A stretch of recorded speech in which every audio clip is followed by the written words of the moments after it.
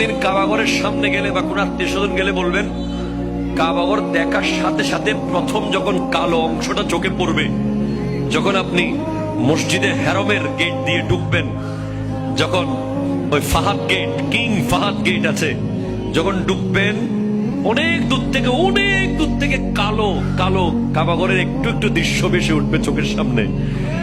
তখন দোয়াটা করবেন, কিন্তু দোয়া করবেন কয়টা? যখন কয়টা? একটা দোয়াই কবুল হবে দেখার সাথে সাথে। কাবা ঘর দেখার সাথে সাথে প্রথম যে দোয়াটা করবেন ওটা কবুল করবেন কে?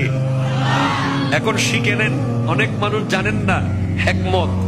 আপনি একটা দোয়া করবেন, একটাই শেষ, একটা সুযোগ পাবেন আপনি, কিন্তু আপনি এমন এক দোয়া করবেন যেন যতদিন ওখানে থাকেন প্রত্যেক দোয়া কবুল হয়ে যায়। এই হিকমতি দোয়াটা শিখে নেন। আপনি বলবেন, আল্লাহ আমি 10, 12, 15 যতদিন এখানে থাকবো, যতগুলো দোয়া করব সব কবুল করে নিয়েন। দোয়া করছেন কয়টা? পাবেন কয়টা? কাবা, কাবে কি রৌনক, কাবে কা মঞ্জর, আল্লাহু আকবার, আল্লাহু আকবার।